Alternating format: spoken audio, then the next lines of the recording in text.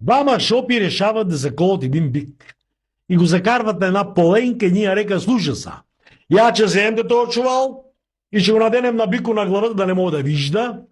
А ти че вземеш този големия чук, ще го мънеш между рогата и бико че падне. Па я че го манам да го тепам, ама те го тепам като нищо не ми е направил бикот. Абе, щом ти кам да го тепаш, ще го тепаш. И че го тепам, ама че мижам да не гледам, оти ми е джал.